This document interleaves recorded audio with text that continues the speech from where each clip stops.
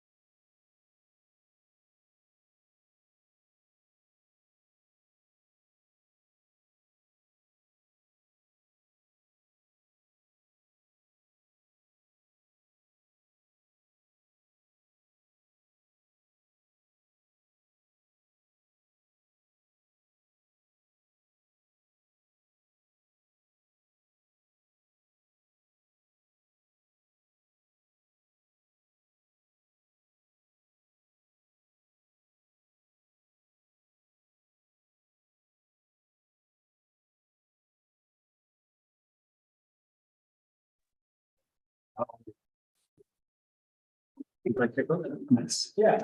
Hi, everyone. We're going to get going. Good evening, everyone. Hi, Sharon. If you haven't signed in, please take a moment and sign in the QR sheet at the back and the side over here. Welcome to the Community Board 8 meeting. I'm Paul Crickler. This is a joint meeting of the Roosevelt Island Committee with the Transportation Committee, and co-chair of that committee is Craig Lader, who's here with me. We have two agenda items today, and only two agenda items. The first one will be a very brief one I want to start with. When I was thinking about starting up these meetings again, I wanted to see what we could do to improve the communication between the residents and Rio. And one thing I thought of was to have Rio come and present very briefly on things that were going on that we should be aware of. So I've asked Brian Daniels, who is Director of Communications, to come and do a very brief update on anything that's not F-train related. So the fun stuff. So I'm going to ask Brian to stand up if you wouldn't mind and have a couple of minutes. Sure. Hey, good evening, everybody. Do we need to do anything online for the online audience before? No, not really. So we'll get to the point where, and so it's going to sound like I'm talking at my computer. I'm really actually at those guys, but the people who are online, everybody, if you'd like to participate in the meeting after our presentations and as we move through the agenda, you can participate by going to the reactions icon on your screen and pressing the raise hand button. For everybody in the room, number one, if you're sitting too far away from me, you should take a few steps forward and come closer. It's okay, we don't smell that bad. For everybody who's here, we'll have you raise your hands the same way that people on Zoom will raise their hands, and Paul and Craig will call on you in an order that is orderly. So for people who are watching on Zoom, you need to find the reactions icon and press the raise hand button. If you're having problems, you can chat me for support. Anything you put into the chat is never going to be seen by RIOT, the MTA, our board members. It is only for technical support. And with that, we can pass it back over. Good evening, everybody. I'm Brian Daniels. I'm the Communications Director of the Operating Coordination. It's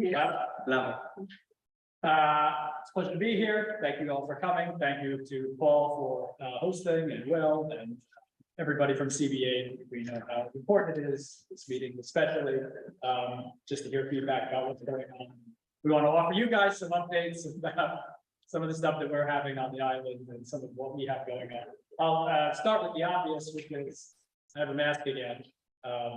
We are trying to raise awareness about the COVID rates, which are once again going up. It has torn through my department, me included a couple of months ago.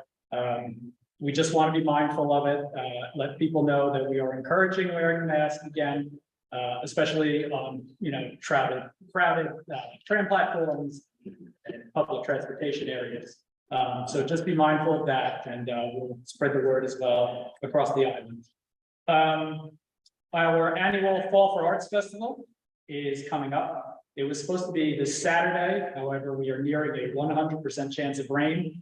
And rain for an art event is probably not a great combination.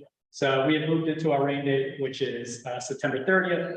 We had nearly 50 applicants this year, which exceeded last year's total of folks who are looking to participate.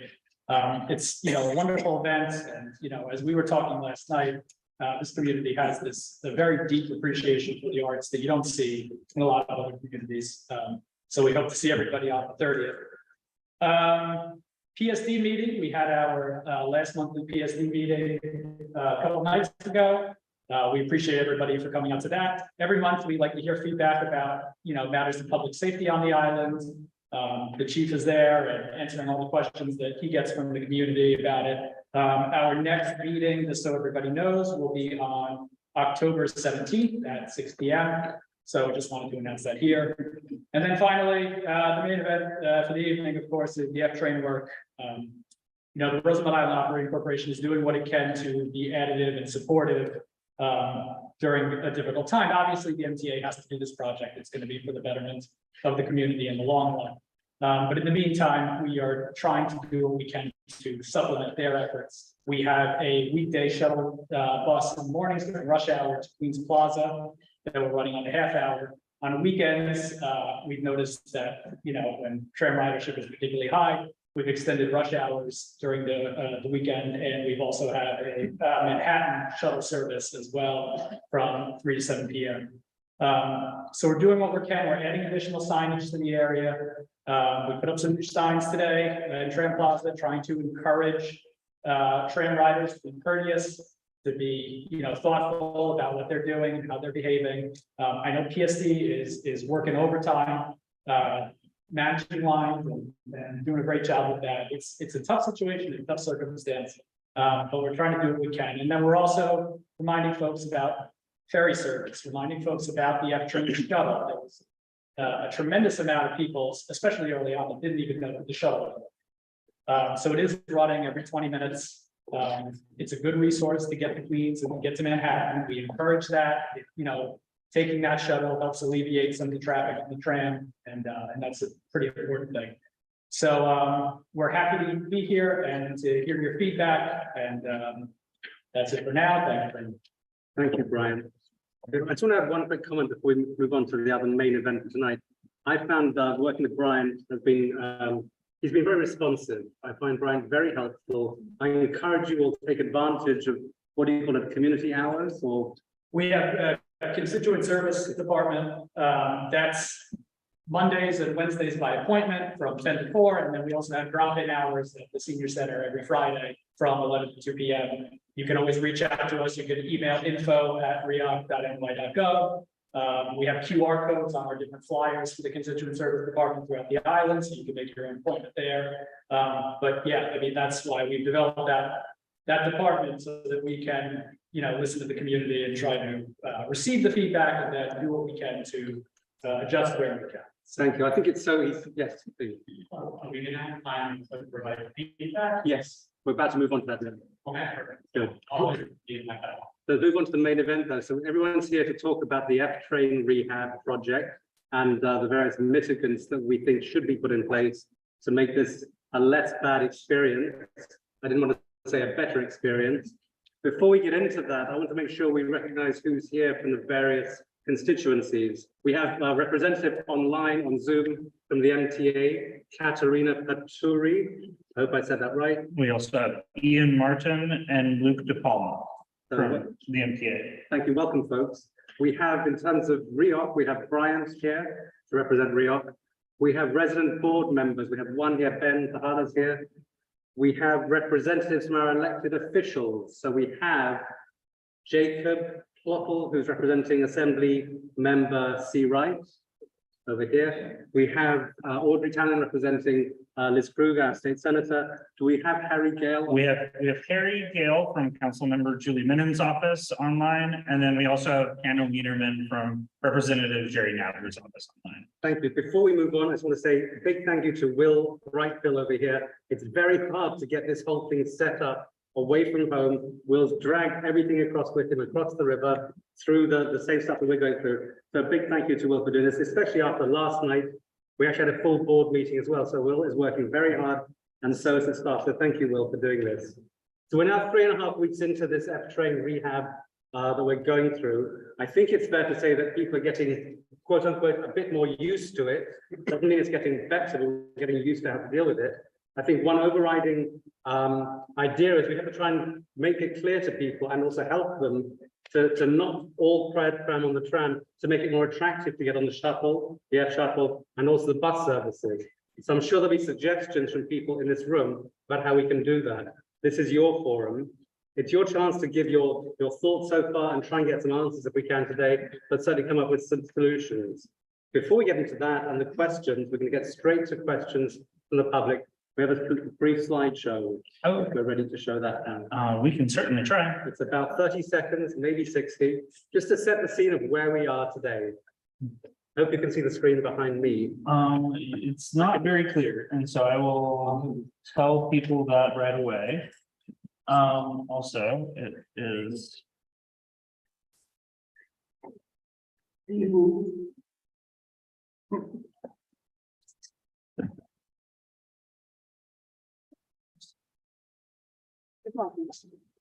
All right. Sorry for everybody who's just getting to watch me try to figure out how to do it. So give me 2 seconds. Sure. If you haven't signed in already, please make sure this evening that you sign by scanning the QR code here or the back. Hello, can I just say that briefly? Hi, everyone. My name is Jacob from the office of a 7-member CREC representing Roosevelt Island in Lower House in Albany. I do want to say we have some flyers for some services. In November, we're going to have a shred-a-thon here on the island, so I'm excited about that. I also have some cards that were made to kind of give a transportation survey. I've left them over on one of those desks over there. They're addressed directly to our office. I believe the stamp is already paid for. We've heard from a lot of residents already about issues with the shuttle, the ferry, the tram, even the Q train over in Manhattan. And I just wanted to let you all know that we really want you to fill out these cards. Let us know the specific problems you're having. We're hearing about, free transfers not coming through at Queens Plaza. We're hearing about a lot of crowding and stuff like that. We talked to the MTA, I'm sure my colleagues can attest. And we want to hear more. We want to know what's really going on. So please don't be shy. I'm happy to give my card or the office contact and fill this out. Thank you. Thank you. All right, I think I am going to be able to put this up, and the problem I have is that I can't really see it. If you want to move forward, I can help move the screen back. I don't think that that's gonna fix it is my problem. And thanks to the MTA for being so patient while I, okay, so view and slideshow, ready, there we go. What the people on Zoom cannot see is that it is very difficult to see the projector that's behind us. So everybody who's watching on Zoom is gonna get a very good view of this. The rest of us are not. Everyone is also welcome to go to our YouTube stream of this on the CB8 website. And I assume you'll be able to see the projections, the screen share clearly. Yes, that is accurate. Anyways, all right, without further ado, now we can go. Everyone knows what's going on, but a quick reminder for those who aren't as familiar as we all are, what it looks like to live here on Roosevelt Island, or to work here, or to work elsewhere and to come back. Please go through. It's not just the F train, the infrastructure of our subway stations is falling. We all know that. Elevators, the escalators, the turnstile yesterday wasn't working, and we're living with this every day.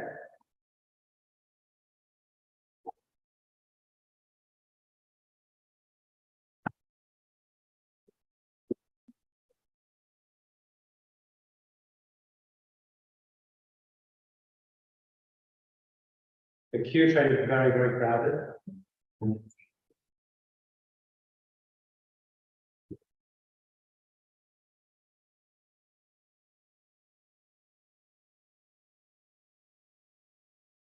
We've set the scene now, so now it's time to hear from the people in the room. I'm going to take questions first. Hands up, please. First of all, we'll go through the room here, then Zoom. Start with Margie, please, first. I just want to start by saying, all New Yorkers, we know what it's like to have problems with transportation. On Roosevelt Island, we especially know, most of us were here before the subway, we had the tram, and we know what difficulty in transportation is. But now with the SEP train issue, it's gotten kind of out of hand. I want to start by thanking Senator Kruger and Assemblymember Seawright for working with the MTA and REAC to get us that F shuttle. I personally have had no issues with it. I think it's been terrific. I wish more people would take it. It still leaves us with the tram, because some people can't take the subway. All we're asking for is during this time of construction of the F train, the residents want priority boarding. We want to be able to get ahead of the tourists, just to get back and forth from work every day. When we asked REAC, they published a law and said it was illegal for them to be able to do that. We are not suggesting by any means that we break the law.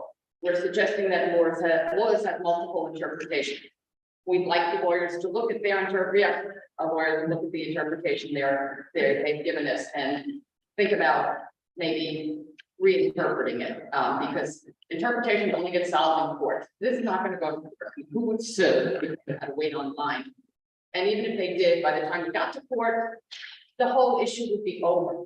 So I don't think there's any problem going ahead and just giving us priority boarding. But the law itself says no common carrier shall give any unreasonable preference to any person, blah, blah, blah. And there's the interpretation, the word unreasonable. We don't think it's unreasonable to let the residents go first during this time.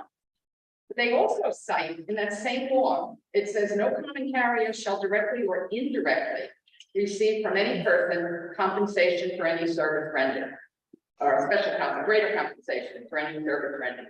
The residents of Roosevelt Island have been compensating the tram by $1.5 million a year.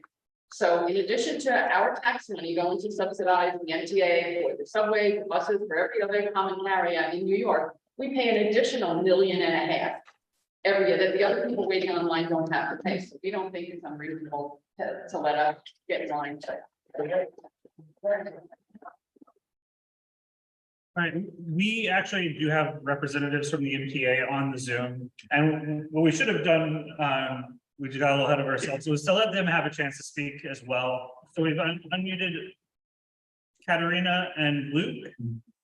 You guys are welcome to, we're all gonna sort of like turn around and sit back to our heads, but we'll be listening to you guys if you have anything to say. Great, thank you, Will. Can everyone hear me well? In 1 second. How's my sound? It's great. Your sound is great, but I need to turn up the sound. Now speak. Great. Hi, everyone. How is this? Much Good? better. You're great. Okay, great. So hi, everyone. Good evening. For those who don't know me, my name is Katerina Patori. I'm the Assistant Director of Government and Community Relations for New York City Transit. I cover this community board in Manhattan. It's good to see so many familiar faces and friends in local government offices. So I'm joined today by Luke DePalma, Senior Director of Government Community Relations for New York City Transit, and also Ian Martin, who's a member of our operations planning team. So we just want to thank you, first of all, for having us here. We want to thank the community board, the Transportation Committee, the Roosevelt Island Committee, REAC, all the offices that are here for being good partners to us while we finish this project and get this work underway.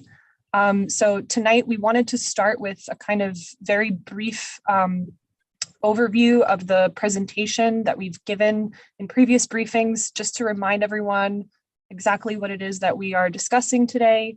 Then we wanted to give you a couple of updates on items that we've heard already from you all during these 3 weeks that the service plan has been in effect, and talk about some of those updates that we have. And then, of course, open it up to any and all other questions that might have arisen since then. So if that sounds good, Will, we can get started with that. Yeah, go ahead. Great. So just give me a minute while I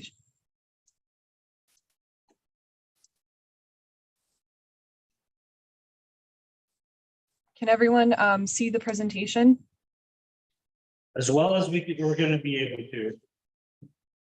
Okay, great. So again, I think some of you have seen this before, so it will look a little bit familiar, but we're just going to run through this quickly to give everyone an overview of the service plan and this project. So as you know, this project began on August 28th. We are just about 3 weeks into it. This is a critical project for the MTA to replace direct fixation track along this section of the F train tunnel. As you might remember, direct fixation track is a form of track design that was industry standard 60s, 70s, and 80s. It's directly welded to the concrete floor. This allows for smaller tunnels to be made, but when it's at the end of its useful life, we cannot replace it incrementally. We have to do it all at once. So that is why this calls for a shutdown of this while we completely replace this track. There are, you have the ridership data here on this slide, and this is a picture that shows the deteriorated track at Lex and 63rd. I won't go through all of this in too much detail, but to the right, you can see a photo of direct fixation track that we recently rebuilt on the Archer Avenue line. This is a good idea of what this project will look like when it's complete. It's a total demolition of the track and a total new construction with all of the necessary infrastructure that goes alongside of that. It's, as I said, it's at the end of its useful life, and this is really about making sure that the service can be sustained and remain for future ridership. So here we have some photos of the work that has been done so far. These are construction progress photos from the field. You can see here the demolition that's underway and kind of the scope and scale of this work that we are currently really diligently trying to make sure happens as soon as possible and as safely as possible. Over to the service plan that you all have been sort of navigating and experiencing. So, and you are familiar with. During the weekdays, there is the F shuttle train that runs between Lex Avenue, 63rd Street, and 21st Street, Queensbridge. This runs every 20 minutes. And then there is the free Q95 shuttle bus that provides the connection between 21st Street, Queensbridge, and Queens Plaza. Overnights, the F shuttle train is suspended from midnight to 5 a.m. This is so that work trains can access the tunnel and deliver equipment and take out any debris so that the work can be ongoing. So during overnights, the F shuttle train is suspended and both tracks are out of service. And during that time, a free Q94 shuttle bus is extended to Roosevelt Island to provide the connection over to Queens. On the weekends, the F shuttle train, as you know, is restored with the 20-minute headways between Lex Ave 63rd and Queensbridge. Again, we have the shuttle bus that provides the connection over to Queens Plaza. There will be some weekends where we have to have both tracks out of service in order for the construction work to continue. Those dates are still to be determined, and we will be giving you notice on that as soon as we have them confirmed. So here on this slide, we wanted to call your attention to the F shuttle timetable. We have this posted online at the MTA microsite dedicated to this project. We have heard from folks that there are sometimes issues where people might miss the shuttle and then have to wait 20 minutes for the next one. So we are working on getting printed timetables and last departures posted in the station, just so that folks have access to that and can be prepared and know, exactly when they need to be on the platform if they're trying to get a shuttle, whether Manhattan bound or Queens bound. So just wanted to call everyone's attention to this and note that we are working on getting these posted in the next couple of days in the station. So with that, I just wanted to touch on a couple of things that we've heard and that we've been working on. As with any sort of service plan, a major project like this, we know it causes disruption. We know it, necessitates adjustment for people, and we just want to give everybody the most information, communicate proactively so everyone knows what the best option is for their commute. And we're committed to, being here and being responsive with you all. So a couple of things, I think this has been brought up already.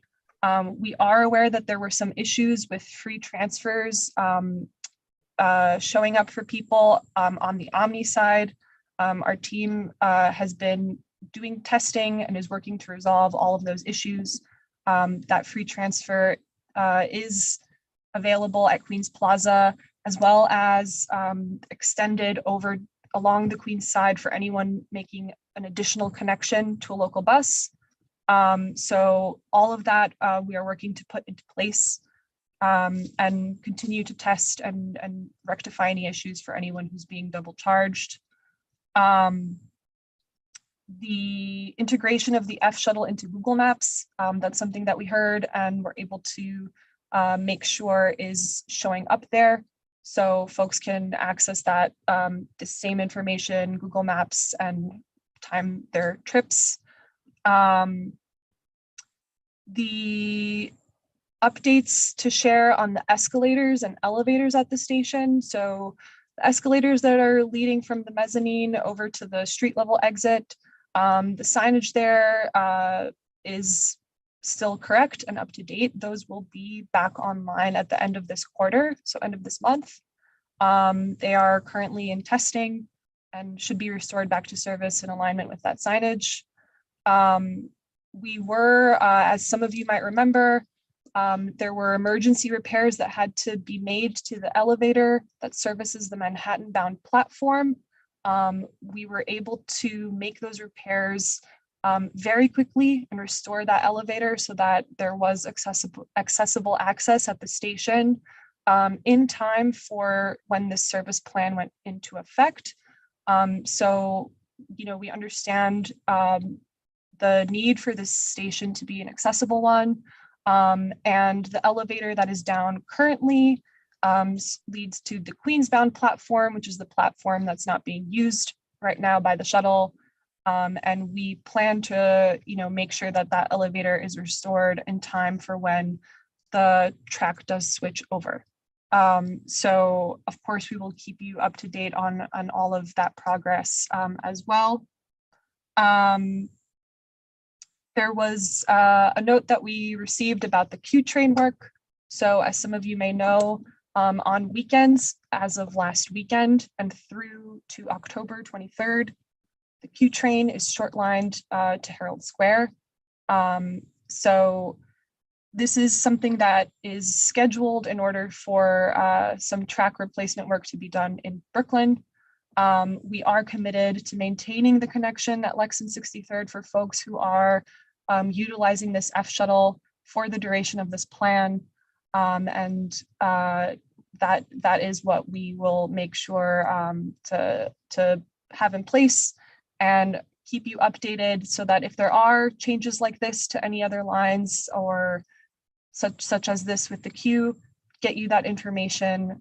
We can make sure to send updates directly to the community board for any other changes to lines that might affect a connection.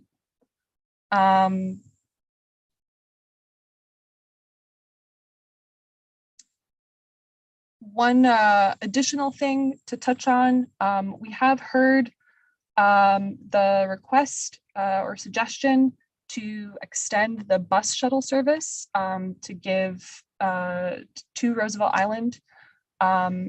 This is something that we will not be able to do. It's our procedure is to provide the rail or the bus connection. And this extension, we don't have the capacity to provide I can kick this to Ian for some additional comments on this particular item, but I know that that's something that we've heard from a couple folks so far. Thanks, Katerina. Can everybody hear me? Yeah. Okay, just want to make sure the audio is working. Yeah, I think Katerina summarized it. The general policy is that when we have work going on like this, we provide either supplemental rail service or supplemental bus service, but we generally do not provide both. Yeah, but can speak more about that if needed. So thanks, Ian. And so I think those are sort of some of the main concerns that we've heard. Again, we're committed to being responsive, to hearing more from you on what information is useful and how else we can make sure that everyone has all the information they need to navigate this, this service change. And again, just to let folks know, the completion of this project is currently slated for the first quarter of 2024, and we are still on track for that completion. So with that, I can turn it over back to you. Will, Paul, let us know if you have additional questions or comments on what we have shared so far. Yeah, would you mind stop sharing your screen?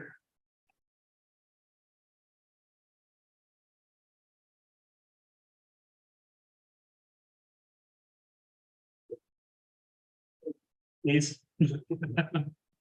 Saida, would you turn off their share screen?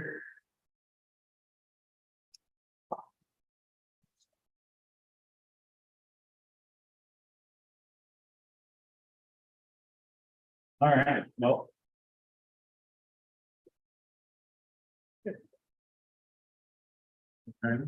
Yes. So that's going between Zoom and room. So someone next from the Zoom, please. Any questions there? We do not have any hands up from the Zoom. Wait, but one question here, and then we'll come to. What's your name? Sorry. My name is Leon Spordici. I've lived here for several years now. My kids are here. My wife is here. We love the island. Thank you so much, by the way, for all the work that you guys do. I just have, it's not really a question. It's a bunch of proposed solutions to make this and alleviate all of our problems. Good lad. But I wanted to make sure, I don't want to scream, but I want to make sure that the folks at the MTA can actually hear. Yes. So some of them are pointed to that. Let's make sure they can hear. But MTA folks, can you hear? Give us a thumbs up. Yeah, we can. Can you hear me as well? And if you prefer, if you want, you can stand just closer, like anywhere in the middle, perfectly fine. Anywhere like 10-foot radius is going to hear you. Okay. Perfectly fine. All right, so first for Raya, the shuttles, which are in our complete control, we don't need the MTA for that. They should be matched to a ride sometime before each one of the shuttles, so that we don't have to get and wait around. So we know we have a predictable schedule. They should arrive about 8 or 7 minutes before, so that people have enough time to actually get to the platform without rushing. And the same thing when we leave the train station, there should be a bus or 2 buses waiting for people to arrive. Now, I will admit, when I do get out of the station, most of the times the bus is either there or about to be there, but they definitely don't wait for people. So they should be accommodating and waiting a couple minutes so that everyone gets out of the station and then they can transport people out. I think that's like a no-brainer, easy solution. We're talking about getting out the Subway, both getting to the subway and also coming back from the subway. So if I'm waiting, I live on Island House. There's a shuttle train at 02-2242. About 15 minutes before, there should be a bunch of buses just showing up and actually letting us go through. For the MTA, the same thing. The Q102 does not stop at all in any of the stations on the island. The bus drivers are, I guess there's a policy that they shouldn't stop, They don't wait for people. I've had to chase them down with 2 little children, a 6 and a 3-year-old, and they scream at me at 7 in the morning that I'm being rude to them when I'm trying to get my kids to school. So they should actually be instructed to actually, like every other bus in the city, to stop at the bus station and wait 60 seconds for people to be able to board. And it's especially discriminatory for people with disabilities who actually are trying to get to the bus, but the bus driver just drives through. So you guys, it's in your discretion entirely to instruct those Q102 bus drivers to actually respect us and stop at the bus stop. So that's on buses. The other one for the MTA folks, I think you have a few facts a little bit wrong, and you should maybe visit the island, because the elevator that goes down to the platform, it is working. It's not down, it is working. So thank God for that. But the escalator that goes down to the mezzanine, or from the mezzanine up to the street, the signage said that it was supposed to be completed in Q1 of 2023. That was 6 or 7 months ago. So it's a little bit of a disconnect here, saying that the signage and the escalator is accurate when it is clearly not. And I'm happy to send you photos. And then the other part about the man who I think correctly said that the legal opinion from Raya is very disappointing. It's actually, I'm an attorney, been practicing for several years in New York, I'm barred in another state. It's a little bit disrespectful also for people on the island to just pretend that somehow we're discriminating because of people that want to go back and forth to their home and back and forth to work. They can't get some priority over people who are tourists from other countries often, and who are only riding the tram for fun. So we're riding it because we need to. They're riding it as a tourist attraction. I think Raya can get their act together and actually form a line, have it be very well signed with a lot of signage. People, I think, were very respectful on the island to each other, and well, but just explain to tourists and have a big sign, just like you say, be courteous to people. You should tell tourists, well, you have to wait a little bit more to actually see the grand attractions of the city, while the residents can actually get home in time. That's it. Thank you very much. If I could just respond, I'm going to take off my transportation co-chair hat for 1 second and put on my professional hat. I am a transportation planner. I work in public transportation. One of the core tenets of public transportation is that it's equally accessible to everyone, and that it is absolutely not permissible under any FTA regulation that any one population gets priority over another in terms of boarding. So I just want to put that out there. I understand the disruption and pain and frustration that everyone is going through, but it's something that I could tell you would never be able to be entertained, at least in my world that I lived in terms of that. Putting on my community board hat, I want to just point out that there are many people who are not residents that come to Roosevelt Island on a daily basis. Putting aside tourists, you have some of the employees here at some of the major institutions that come here. You have people who work here. Aside from that, you have students going to Cornell Technion. These are people who have just as much of a right, because it is public transportation, to be able to access the island, and in addition to tourists as well. We all understand the importance of tourists, putting aside the understandable frustrations that everyone has.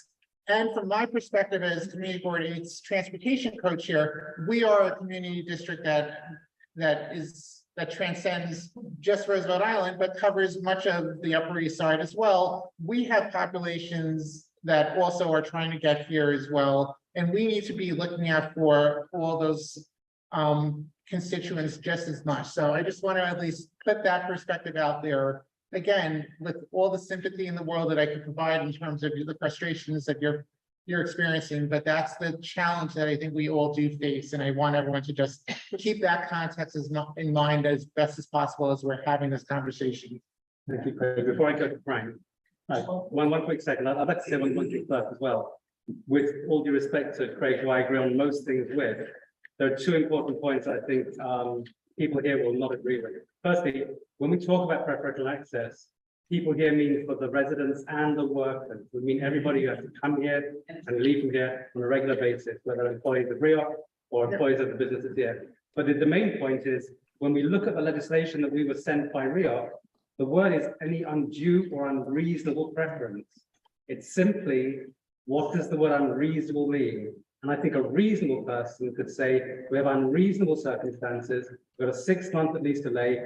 In that unreasonable circumstance, it's not unreasonable to make the suggestion. It's not a black and white, you cannot do it. That's the argument. And I appreciate that, but from a public transportation perspective, as someone who works in public transportation, it's black and white. It's clear as day. There's no disputes about whether you can actually prioritize certain populations and excludes other populations from any federally funded public transportation system. Anything that gets any funding from the federal funding or public transportation purposes, which includes the Roosevelt Island train. That's just, I'm just stating the facts as I understand them as. Thank you, Craig. And Luke, were you about to say something? Well, I can't, you guys are discussing access on the tram and prioritizing kind of jumping the queue for residents of the island itself for the tram, correct? Because I can't speak to the tram, so I just wanted some clarification on that point. Okay, I know the next person at the hand up is Frank. Did you want to say something quickly first? Well, just there's a precedent that occurred, because within the 1970s, when there was a issue of overcrowding of the train, specifically because of tourists, you got to enact a card to allow residents priority preference, residents and workers. So it's not just, unbelievable, because it's not. And I understand that happened before. I can't speak to the legality of it. I'm not a lawyer. I don't know the history of it. I also don't know whether that would be permissible today, and whether there would be additional scrutiny today. And frankly, by the time that any lawsuits were to probably be heard, this project would hopefully be completed. So I'm just trying to think realistically. People that must assume either people that don't have preference. So if the argument is, well, there aren't going to be lawsuits that, there are going to be lawsuits now, they're going to be moved by the time that they're heard, because this project is going to be over. That the more, it actually, it gives us a better argument, because it means the city won't have to deal with these lawsuits. There will be none. Plus, tourists that come from other countries, they will not sue anyone just because they have to wait 10 minutes. While people, residents, and workers of the island, they are the ones that have to work, so that other people from other countries are just do this. But the last point on this, Fran, is that I think the bigger picture is we should focus on things that we actually do control and are actually pretty easy to implement. So hopefully the bus schedule, timing, and also accommodating like the Q1 2 situation. Those are very simple to do. And we would hope that RIOC, please, and MTA actually look into this week, so that we can have a solution again in short order. And I would think that would be the most productive use of our time here to try to find low-hanging fruit type of solutions that could be easily implemented.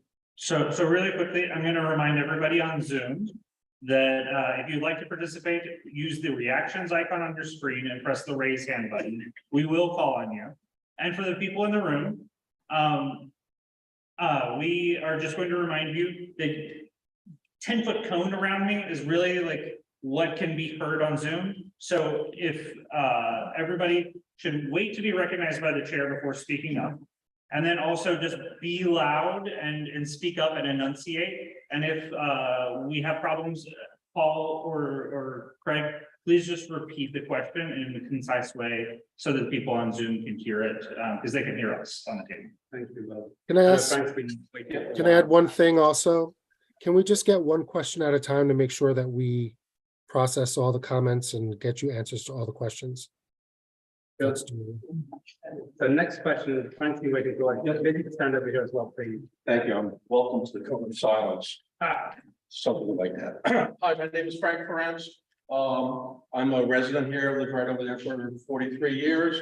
I've been here through the tram outage in the winter of 80-81, where they dropped the cable on the FDR, where they replaced the tram in 2009, 2010, and many other, and the crash, the train crash in 98. So I've seen a lot of transportation issues here on the island, and studied them, and actually have helped implement them with collaboration with RIAC.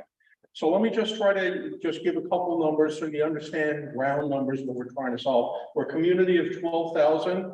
We have approximately, if you add up the tram and the subway, we have approximately 6,000 outbound. Or say outbound, because not all of Manhattan, but outbound rides per day. And approximately 4,500 of them are in the morning rush hours. I'm going to call that 6:30 to 9:30, because traditionally that's what it's been. So about 1,500 people we need to move collectively, all of us. We need to move off the island. We have a set of red buses, each holding about 60 people. So if you run the red bus every 7.5 minutes, that's 8 times an hour. You can move 480, so that's about 500 people an hour. So that plus we also have the Octagon, Express. Not everyone takes the red bus to get to the subway. And remember, about half of the island residents commute outbound. I'm saying residents and workers. And so the subway, which has about 2,400 people per 10-car train, and this is in the old subway, which is now an 8-car subway, so about 1,920 people per train. So that's about 5,700 people per hour we can pull off the island on that. And that also means that it's only starting in Queensbridge, so there it's pretty empty. I've been down there many times, and I would say there's no waiting, I'm not no waiting time. You get on the train, and when the train is there, the train runs every 20 minutes. So according to queuing theory, we're looking at approximately a 10-minute average wait. It turns out the average wait with the new train schedule is less than the average wait that you had before, which was running every 6 to 7 minutes. And then you have to wait maybe to your third train. That's about 17 minutes. So wait time on average is a little bit better. And to my colleague and or neighbor in Island House, I would say we've looked at a 20-minute schedule in the past. The problem with that is then when you do 20 minutes, that's 3 times an hour in terms of running things. You just are not moving enough people from the island towards our main transportation portal. So it has to be either 10 minutes. Okay, if you wanted to do that, which is not practical. So we're back to 7.5 minutes. And I know that's not completely synchronized, maybe some improvements there. So what can we do? I think one of you said when you spoke initially was that we're going to sort of have to roll with it. And there are going to be things, there's something that's changed in the past week that I would just want to point your attention to. So my suggestion is that we would have more Q94 buses during either morning or evening hours, because there actually is a significant commutation to the Queen side. And that transfer is poor. I take the Q102. The Q102 is incredibly unreliable all throughout the day. I have doctor appointments in Astoria, Long Island City, almost always unreliable in both directions. Q94, if we can do that, because then we're not consuming RIAC's resources. Go with me for this, okay? If we're not consuming RIAC's resources of using their red buses to take us over there. Why? Because we still need to move those people. And right now we're depleting from our ability just to do the intra-island transportation of moving people from Octagon, Manhattan Park, Northtown, to the subway system and vice versa. So let's keep our red buses so we don't lose the functioning of our intra-island transportation. And I would say over time, just as someone who's as a systems engineer who looks at things like this, I also have my experience. I worked on the computerization Penn Station, the train control system. So I got some railroad experience here. I would say that the people issue is that the subway is not actually as bad as you think it is. I know we made a big hullabaloo about that, but still, even with its current circumstances, if you can figure out how to time some of the things right, then you get your commuting delay down to maybe 15 to 30 minutes on average, rather than what it was before. And that's not great, but I think that's a good choice. Thank you. Thank you, Tom. Thank you very much. Thank you. Yes, yes. If we can keep the comments short, because a lot of people are waiting. Thank you. Good afternoon, my name is Cecilia Cano. What most of the people here don't know is that we have over 2,000 students, ages 3 to 18 in this island. We only have like 786 seats in our local school. That means that over 1,500 students have to go to Manhattan every day. Why you have to go to Manhattan? Because we're District 2 and we're bound to go to Manhattan. It's not a choice of the parents, it's the law. So saying that, we have checked all the routes for our students. And I was appalled to know that several students have to pay from their own pocket one single trip to get to school or to get back to school. Because the MTA cards that are provided by the DOE only allow 3 swipes per day. So some students have to take a subway or a tram and then another form of transportation, and then they have to walk and they have to take another way. So it's 4 swipes per day, or sometimes 5. In my case, I don't go that far. I go to the Upper East Side. But in case that the trains are extremely delayed or something is going on, you have to get out of the subway station and take a bus. So returning, if everything is right, you get your 3 swipes. Otherwise, you have to pay. Most of middle schoolers and high schoolers go by themselves to school. So this situation that we're having for living students in the city without the ability to return home to Roosevelt Island. So that's one. The other thing is that what we have encountered is that 80% of the students are able to arrive on time to school because they like check it and it's fast. But to return like as near as 77th Street to the island, instead of taking 18 minutes that it takes us every morning, it takes us between 48 and 1 hour 50 minutes. In any time or any form of transfer, bus, tram, bus, subway, line 6, fuel. So that hurts our children. Less time to do homework. There's no benches in any station of the queue or the F to wait for the train. A long time wait, heavy backpacks. There's no NYPD presence in any second line subway between here and Upper East. There's no NYPD presence, homeless, no presence in our own station, and there have been homeless there. So, and the reduced platform in Lexington and 60 there. So the students are left, our minors are left with no choice but to take the tram because they feel safer. And there is no chance for them to be pushed into the tracks or fall into the tracks or be congested in a platform in Lexington and 63rd that makes it very difficult for them. So I'm here telling whoever is listening, hoping that they have their listening ears, that our minors are suffering in terms of safety and in school. It's a cost for the parents that they should not be paying. Thank you, Susan. Thank you so much. Did you guys want to respond? I know we all want to show support for what other people say, but it is a lot harder with these microphones and everything whenever you guys clap. Because it shorts out a little bit. So just, I would encourage you, maybe some like jazz hands or something like that instead. Luke, did you guys want to respond to any of those questions about the 3 swipes or anything like that?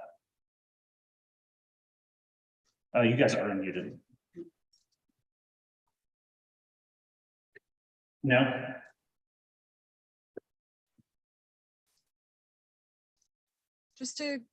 Can you hear us? Yeah. Okay, so yeah, we'll take this note. Thank you for bringing this up. And let us look into this and get back to you regarding these swipes for student cards.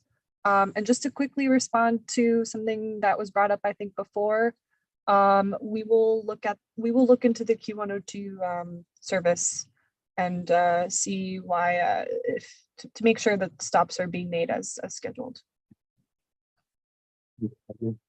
Anybody else want to say a word? Yes, please. Hi, my name is Mercedes. I am a resident of the island and just wanted to kind of reframe the issue that Margie and Leon brought up earlier about passengers on the tram.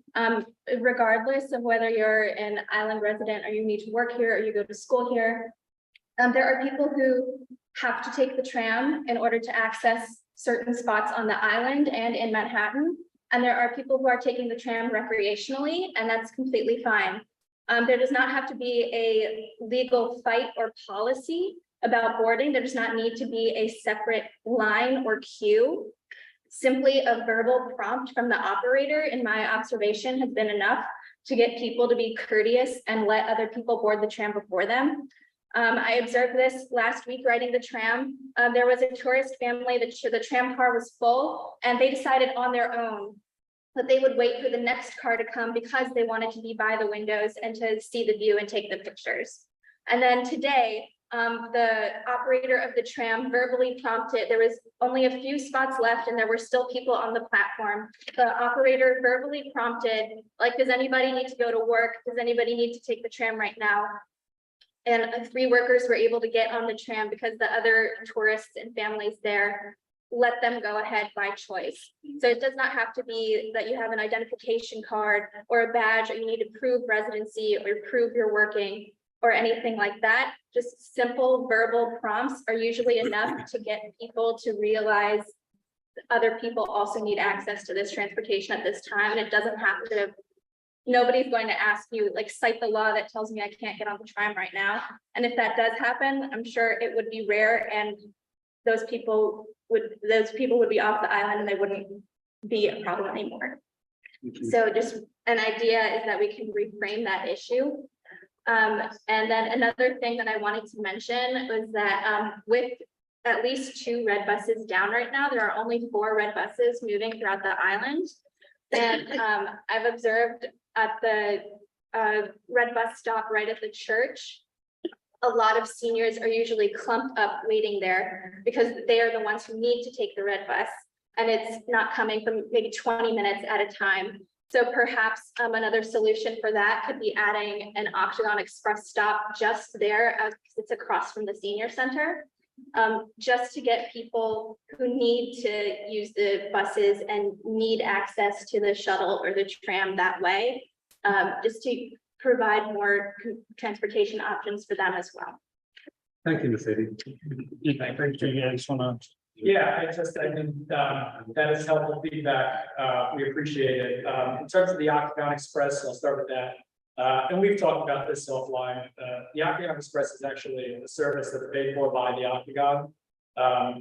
And so they are the ones who essentially dictate the route and how it works moving forward. If there are changes that people are looking to see made to the Octagon Express, we suggest bringing that up to Octagon management.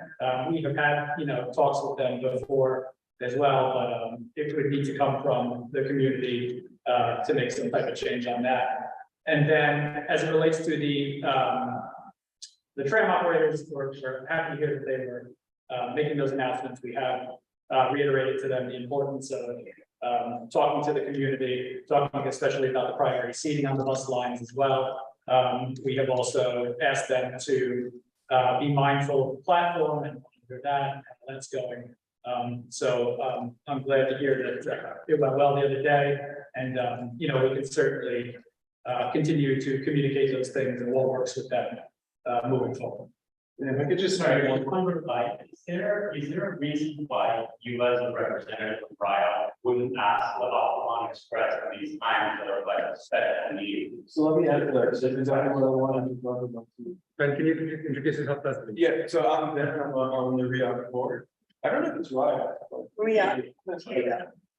So anyway, so the team at the Octagon and our bus operator manager are in contact, and there is conversation and figuring out next step. We already made the connection, now it's up to them.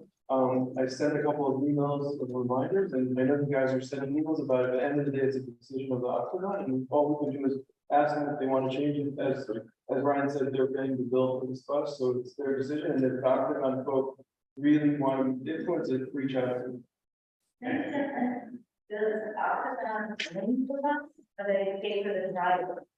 That's a good question. The question was, does Octagon own the bus or do they pay for the driver? For anybody who couldn't hear. Sorry, Audrey. I don't know the details. I don't know.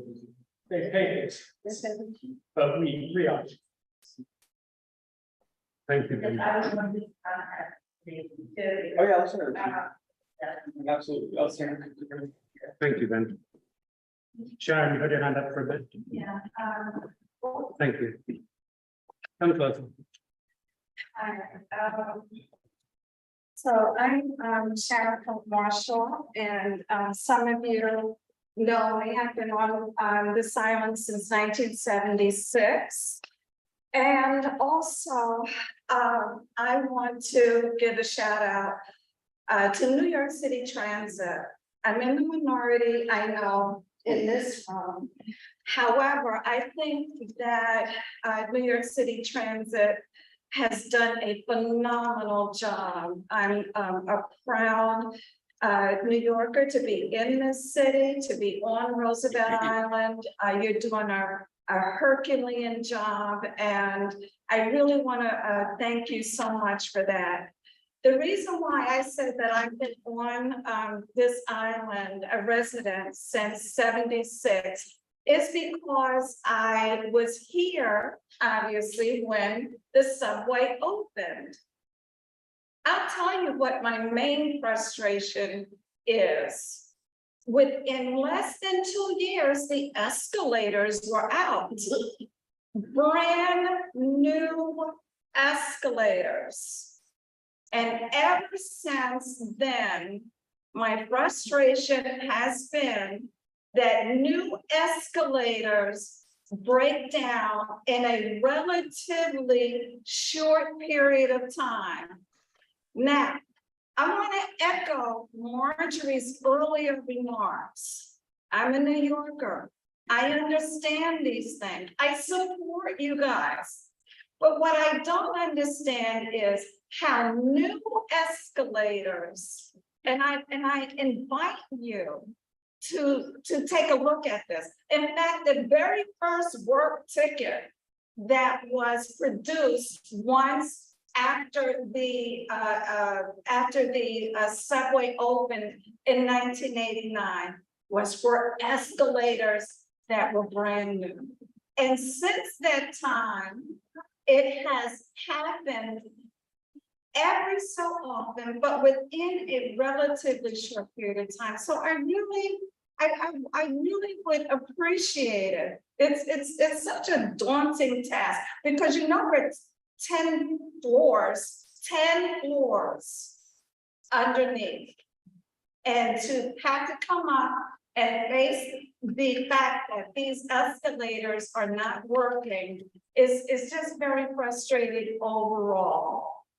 I also wanted to thank Audrey for her outreach. When we thank these elected officials, we also have to thank other their representatives that come to us because they're secretly advocating on our behalf, and we appreciate that. And also the gentleman from from Assembly Member Seawright's office. I'm sorry, what is your name? Jacob, yes, I do apologize. Thank you so much for being in the room and advocating for us on Roosevelt Island. I'll say this, I think that the youth shall lead. Thank you so much, because a simple announcement overall. Can you, the tram is almost full. Is it possible if you could wait for the next tram? I think that might be helpful. I have done it as a resident. I've seen it. And by the way, I love the tourists. I want them to give all of the money to our tram and to New York City. I really want to be very good to them. And you know what? I will step back and allow them to get one, or even when I'm on the tram, I'll let them take pictures. I've seen it enough. So that is something that I think that we might be able to do. Again, following up this gentleman's comments with respect to, it doesn't need, any type of legal, work to be done. If we make that simple announcement, I think it would be very helpful. The last thing is, I came here because I really wanted to know what were the problems with our transportation system. I like it even better now. The reason is because the subways are timed. The F train is timed. My husband and I leave the house and we time it to the subway. The subway has been very, very good. If there's a problem, I walk over to the tram. Sometimes I will take the ferry, but overall, I have found overall that the experience has not been as bad as I thought, and I really hate to say that. Thank you, Sharon. Because I wanted to come here and.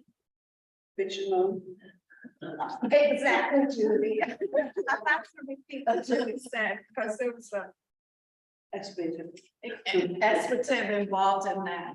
However, I think that overall, it has been my experience that MTA, that you guys have done a great job. Right from the station attendants that you had the very first several days, who actually could answer questions. They knew the answers. They were precise and specific and very confident. So thank you so much for allowing me to speak. Thank you, Sharon. And thank you everybody else for being here. Thank you. Actually, I'd like to add one thing to what Sharon was saying.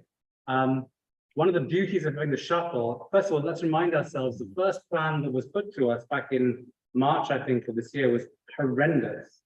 No shuttle. You'd have to end up going to Queens to get to Manhattan, or the other way around to get to Queens. It would have been awful at this. But one beauty of this is that we know when the train comes, that we can plan when to leave your building. Everyone knows how long it takes to get from their building to the subway.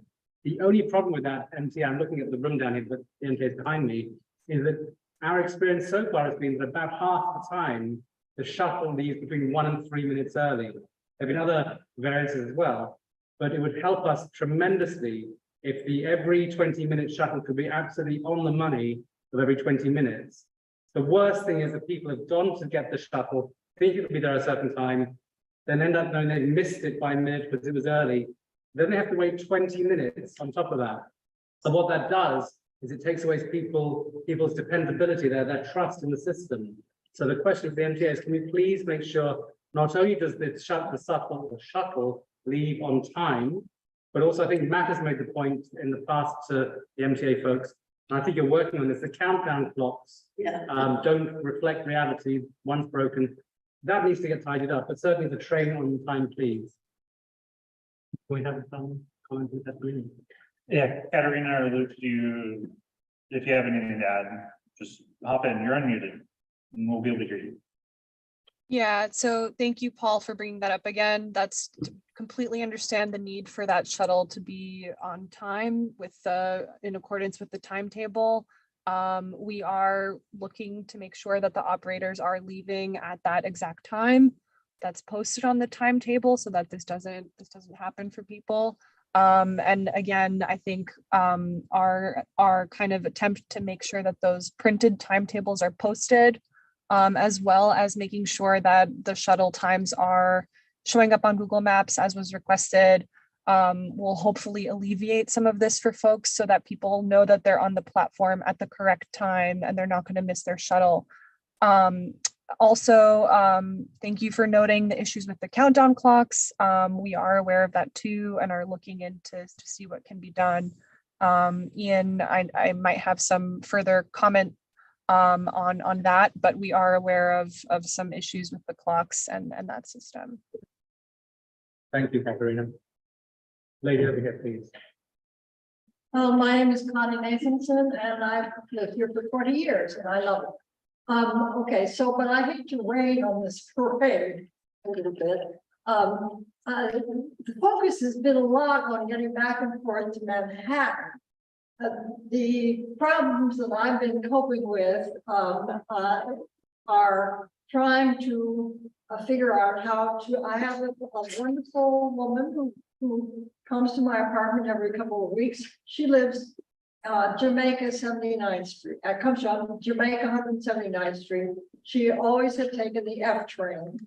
And now there is, it seems to be an insoluble problem to get her to, she could take the bus one way, but not the other way. There's this strange gap between Queens Plaza and 21st Street. So let's remember that we have people coming from Queens and that it's not all the tram and going back and forth to Manhattan. And it's much more complex from far Queens to get here. Okay, the second thing is that my experience with getting information has not been, certainly not been as smooth as was just described. I wish it had been, but I have tried to get information, particularly on this issue of getting back and forth from the far reaches of Queens, both from our local station and from calling up MTA. Well, I called 311, get put on to 511, and the person basically didn't know, was completely without good information. I hate to focus on individual level problems, but I can tell you that the other thing is that I commute from time to time to Morningside and to 168th Street and Broadway. And that is now a nightmare. And the MTA doesn't even, on its trip planner, doesn't even tell you that they say that these stations don't exist.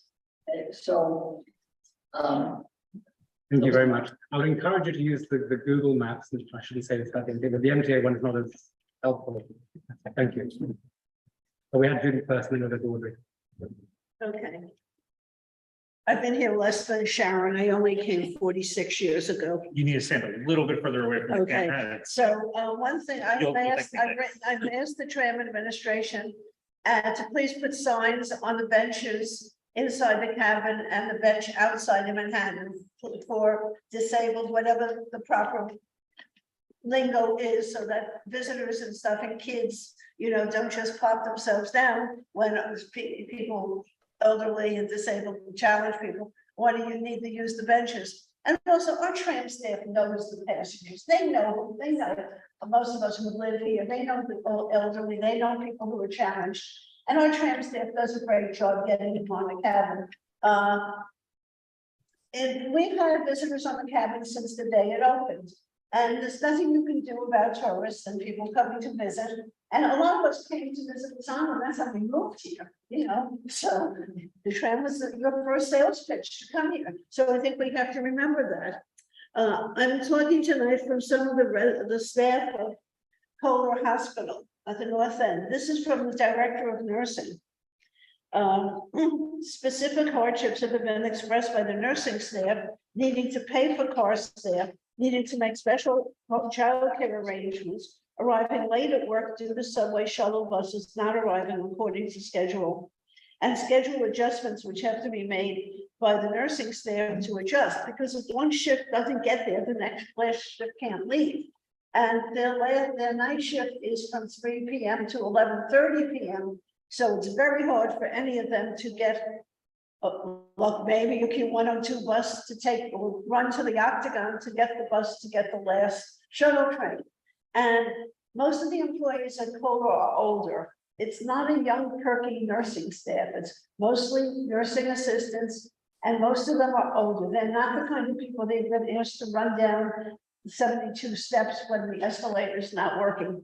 And they really need the night bus, 94 and 95, to go up by the Octagon and by Kohler, make a sweep, maybe 2 of the runs between 11 and 12, to pick up the staff and get them off the island. These people are real. The thing is that they threaten they're not going to come to work.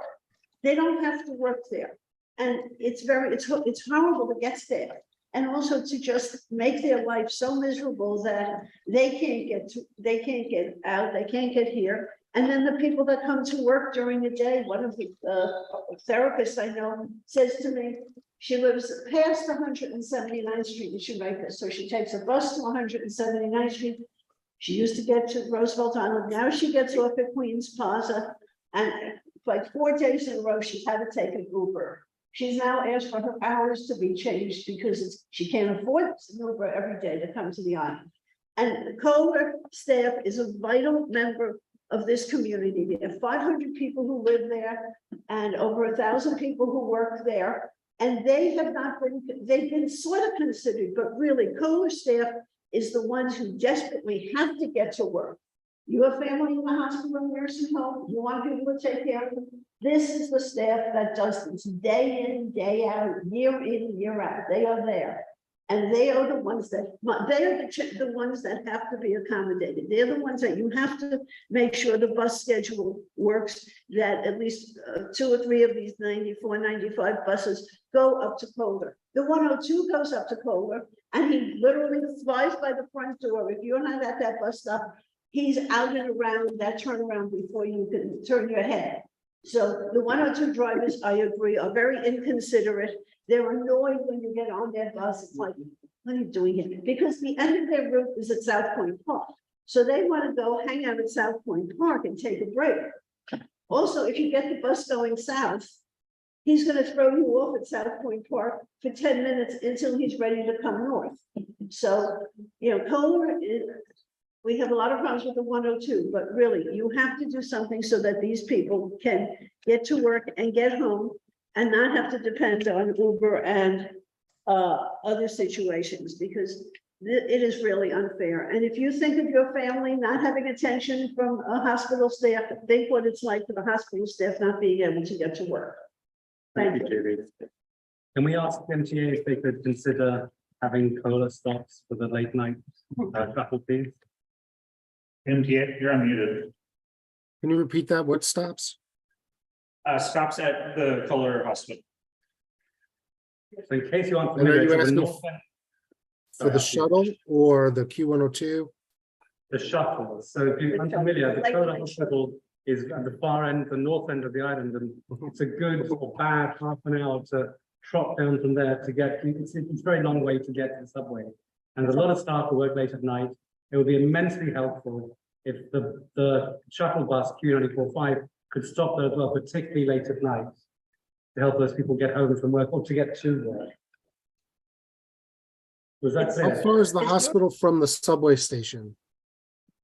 It's already on the Q102 route. How far is it from the subway station? 1.5 miles, maybe. A mile. If he looks at his bus map, it's Q102 Yeah. route. I know, but we're talking about the shuttle, and I was just, the Yeah. shuttle is designed to duplicate as much as possible service to bypass subway stations. So that's why it doesn't go, and that's why I asked what the distance was from the actual station on Roosevelt Island to the hospital. The subway station is at equivalent to 63rd Street, and the Octagon, the building is equivalent to about 79th Street in Manhattan. So it's say 16 blocks. If you look at it in Manhattan map, it's about 16 blocks north. And just to put the point on that, it's not just that it's a longish way, but it's the time of night when people have no other way to get home. So the premium is then on their ability to get off the island, basically. That's why it would be immensely helpful. Otherwise, they're trapped here, or they're going to stop working on Code Island.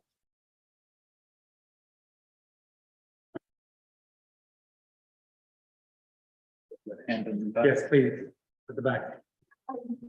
Come on forward if you wouldn't mind. I just wanted to sort of echo what Glenn said. I know that a lot of people are having those issues. No argument there. A lot of people are having issues, but all we're doing is complaining. No one's also talking about the good stuff.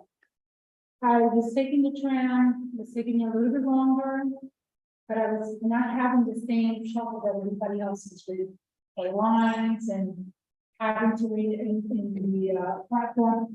I didn't have any of those issues. I started taking the shuttle train, and I agree, I get to work faster. It is empty. I had more trouble pre-COVID when we had regular service. I would have to wait 2 or 3 trains before I could get onto the train. We had people with their huge backpacks. People are not courteous, but we're New Yorkers. We always have problems with transportation. I lived in other neighborhoods where the train stopped. You put in, they had subway track services or whatever, and you had to get off the subway, go downstairs, grab a shuttle bus, 2 or 3 stations, go back down the steps to another train to get back to the rest of the way. We didn't have the luxury of, we're gonna have an extra bus, or we're gonna have an extra service. We have ferry service, tram service, shuttle bus services, and buses. There are a lot of ways. The Queens people, I think, I agree with her, are having the biggest issue because we're paying attention to the Manhattan Down. And I just wanted to say, thank people who know that first, but not everybody is experiencing the same thing. Some people are having not exactly great experiences, but they're not as bad as. And I think people need to stop being so complaining and just realize we have to deal with this. It's a small problem for a limited amount of time. It's not forever. Thank you. The train's coming back. Thank you very much. Anybody else want to? Yes, Audrey. Come forward, Audrey. Thanks. Hi, I'm Audrey from Liz Kruger's office, but full disclosure, I also live on Roosevelt Island, and I'm commuting to Midtown back and forth every day, and it's going well. I want to thank Paul, and I want to thank the MTA folks for being very responsive. There were some quirks at the beginning, and I think between your group and our all reaching out to the MTA, there have been some real fixes, and it's made everything a lot better. And that's why we're hearing so many positive reviews. But I do want to ask, so what's the schedule? How is it going? Is it on track to be finished on track? Or can we expect updates, not just about the the logistics for us as riders, but also what's happening with the project? Do you have an update? Do we have a sense that it's on schedule? Have there been any unexpected delays or issues? Do we have all the equipment we need to finish it all pretty much? Yes. So it's very, very much too early to tell if there's any kind of impact, shift, change to the schedule. So we're still on target for what we've been discussing in these past several months, which is the first quarter next year. Can you hear me? But so You can hear me. far, And work is progressing, and we're happy to continue to give you updates. when is it expected that the tracks will, it's now in one track, which in our station is on the Manhattan side. Is there any projection as to when that's gonna move to the Queens track? I mean, do you have a general plan of schedule? So we have those dates right now for the end of this quarter. So excuse me, Q4 2023. So once the dates are confirmed, we will absolutely give you advance notice of when those days are, so that people have notice to know, again, that there's going to be a shift. And again, we will be, we'll make sure that we have staff out there to help folks navigate that change when it's happening. So Okay, the thank platform you. controllers and who have been really helpful, that we've gotten some really good feedback for. We'll just make sure that all of that's in place when that switch does happen later this fall. Thank you, and we will all continue to be in touch, so thank you.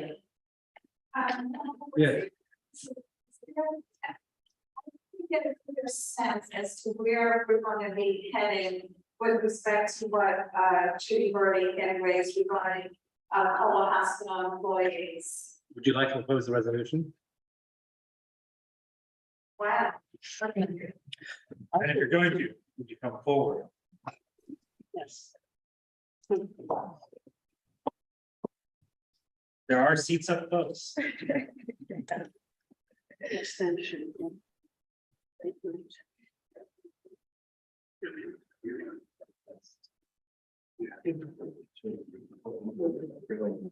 Okay.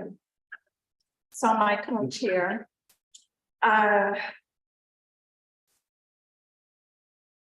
Whereas employees on Roosevelt Island have late night schedules. And whereas they are finding it difficult to arrive to their place of employment on time, or to leave with accessible transportation. Be it resolved that the queue, which one? 94, which is. Well, the nighttime one is I can get to. Which is the nighttime one? You could just say the nighttime shuttle. The nighttime shuttle. Thank you, Will. Be it resolved that we ask that the nighttime shuttle be extended to what time, Judy? To say 1 a.m. To 1 a.m. And include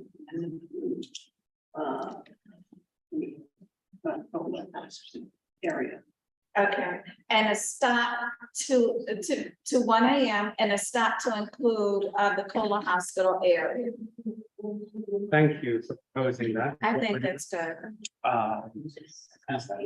Yeah. You say that the shuttle be extended to 1 a.m. Is that a train shuttle? It's bus stop. It's bus shuttle. No, it's a queue. It's a bus shuttle. It's a bus shuttle. The bus will run every night. Yes. Yes. We already have a resolution from last time where we requested the extension of the shuttle bus to Polar, and I understand this is beyond that, but we already have made that request. Okay, let's include it. Let's attach it. I am curious if the MTA could Yeah. respond, New York State Transit could respond as to, if they had considered If you that. guys have conversations, just please take them outside because it's just hard. And if they had considered it and if it was, if there was any reason why it wasn't implemented. Okay, but Craig, I have a resolution for, so first, I want to see if the community board members that are present, Is there a second? is there a second? Yes. Proposing seconding. Then Okay, seconded, it's on the floor. so So we can have discussion or somebody can call the question. I'll call the question. Okay, Well, can I just ask? the yeah, MTA there is a open. Yeah, can I just ask Katerina if you are familiar with our prior request and whether it was considered and what the discussion was and how we came to any decisions regarding whether why it wasn't extended as we had requested? Yeah, so we do recall that resolution that requested that extension over to Kohler. At the time, that extension wasn't warranted based on our projected ridership of that route.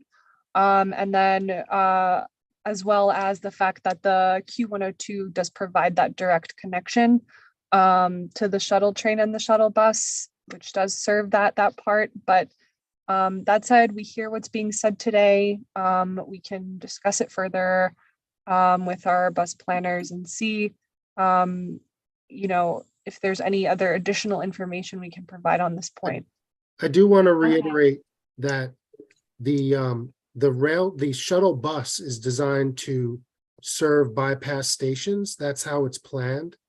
So we pick a route that gets least distance to the bypass station. So Roosevelt Island, Queensbridge, and then we get our customers that are missing the rail to an open rail station. And a diversion to the hospital is a significant distance away. That's a very far distance, and that's also a factor into why that kind of extension was not provided. Okay, so you going to call a question? Well, question first for Will. We already have a resolution which we passed on exactly this. Is there a reason we should or shouldn't do it again? In theory, we don't typically pass the same resolution twice. Yeah, but it's not the same. It's not the same. So the additional part, apart from the coda part, what's the additional part? I beg your pardon? Apart from the coda, what's the additional point? So two things. First of all, I think that you might be able to even pass the same resolution if a significant period of time has passed, but I'm not sure. You would know more about that than I will. Secondly, there's additional cause or reason for it. And I think that based on that, I think we should vote on it, either up or down. How about this? There's no I mean, harm it's in you not guys that voting on it, complicated. and it can come to the full board, and whether that, whatever happens from there happens from there. Of course. Or in between now and then. Yeah. I guess my question is, knowing that that New York City Transit has this policy, and it sounds as if it is unlikely that they will be able to accommodate it, is there another way that we can get that service? Talking about REAC Red Bus or something that provides that connection to get people to the shuttle bus. Because it may not, I think the bigger ask is to make sure that there is some way to get from Kohler to whatever connection they need to make off the island at those late hours that are more convenient than we have now, especially. They have to go to the Octagon, get the Octagon bus, if they're lucky, to get to the time that the shuttle bus leaves, which leaves on the hour, and they don't get there on the hour, and they just don't connect, and then you end up having to walk. So is there a way to simplify that or to encourage connection? Yeah, I'm not sure that it's necessary to dig too far into the weeds on this. I think we should vote on the resolution, one. The MTA will, I understand the concept of providing the shuttle bus service. Certainly, if you live in the outer boroughs and your train is shut down for one reason or the other, we've all been in those situations in which we've had to get off the train and take the shuttle bus. So I totally understand it. However, there are some unique circumstances that are applicable specifically to Roosevelt Island that might warrant a re-examination of the MTA policy. And so what I'm hoping with this resolution is to prompt that re-examination. If they come back and they say it's not doable, then we can look at another route. So my observation of this is, I would love it to happen. I wish those people didn't have to suffer like that. We have a resolution already passed. MTA has told us they're not going to do it. I don't see the merit in us asking them again the same thing which they said not Maybe to. it's a political cloud, something will happen. If I may add an observation, perhaps it could be expanded, this resolution, to also include not just being addressed to the MTA, being addressed to REOC and to health and hospitals, to perhaps have health and hospitals provide a schedule to REOC of when they could operate their bus that is at a shift change, so that it could be scheduled, the schedule could maybe be shifted and aligned with the H&H schedule. Yeah, I think that that definitely works. And this way we're really focusing on 3 agencies and instead of just 2. At the end of the day, COLA employees are critical not only to Roosevelt Island, but obviously to the hospital in particular. And so thank you for that, Will. I appreciate it. And can we vote on it? So just what we're voting on. It So seems to- essentially, we're voting on 2 things. One, we are reiterating our support for the expansion of expansion of the Q94 to the schedule to COLA Hospital and also adding a COLA Hospital stop.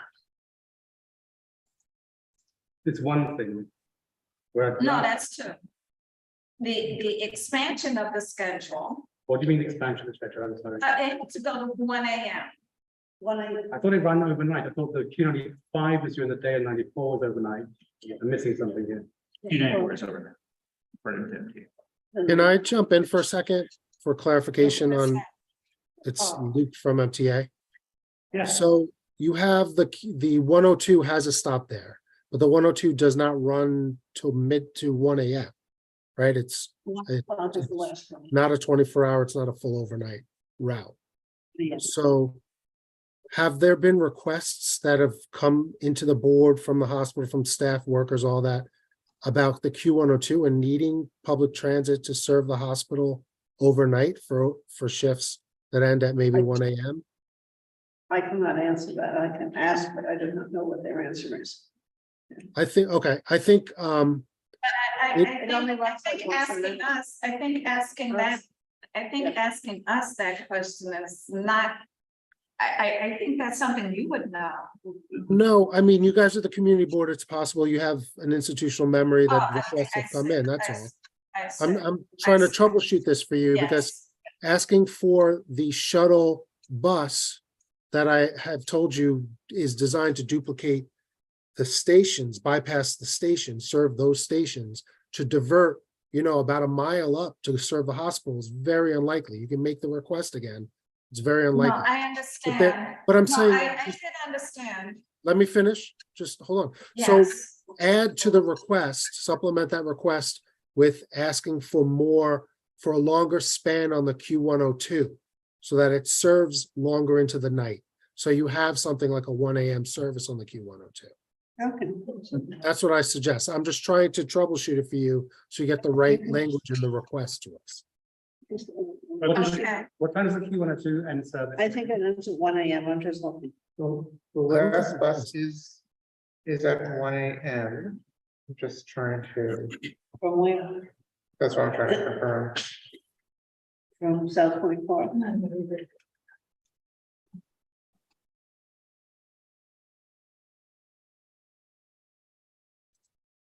Or, Yeah, maybe it ends at 1. Sounds like one. the last bus leaves West Loop Road and North Loop Road at 1 o'clock. And you're asking for 1 AM service as like the latest, as an extension of the shuttle bus? Yeah. That's what we're asking. Okay. I'm just trying to connect your request to serve that hospital better to the route that goes there, that's all. Yes, of course. Okay. What we're asking is going to be honest, I don't know what we're asking for. Okay. If you want to propose a motion, then I'm happy to work on it, but I don't know what the proposal. Yeah, but can I just ask a question, because I admit, I'm not an Islander, so I'm not as familiar with how the Q102 operates. But according to the schedule that I see, the last bus that actually serves Kohler may only be at 12:30, and that 1 Yes. o'clock bus doesn't actually serve Kohler, but it goes right over the bridge. Yeah, he doesn't make the south loop, he just leaves. A lot of some of the late night buses don't go north, they just go south and leave the island, so they don't go up. So the issue is in fact that Kohler's last bus is at 12:30 and not 1 o'clock. So maybe that is part of what we are trying to get at here. I would recommend that, asking us that, so we can get you a proper answer. I think so. What should we ask you? Me? So we're asking that the Q102. Actually, Craig, is that the schedule that you're looking at? Yes, That Q102 makes a stop that. well, that either that final bus serve Kohler and that trip be extended to Kohler, or we have an additional trip. One later trip at, I guess it would be a 1:30 trip that would serve Kohler after. Or at one, Yes. yeah, at 1 o'clock. Yes, okay. So the resolution. MTA, how does that sound to you? Yeah, I think that asks a question that we can get you an answer to. Target. Okay. Propose it. And I'm not saying, sorry, in other Craig, words- what did you say was the last bus that serves Kohler right now? Was that the 12 o'clock or the 12:30? If I'm reading the schedule correctly, it is a 12:30 bus. That is the last one that Okay. serves Kohler. Then he ends at the other end of the island, then he starts and he leaves the island right away, he doesn't, so 12:30 is the last color. Right, so that is the bus, I'm just pulling up the schedule. That is a bus that departs, sorry, I just lost it. Guthrie Road. That departs, the first stop at 12:05, so that is the 12:05 trip. Southbound or Roosevelt Island bound trip that serves Kohler. Okay, so then the resolution would be.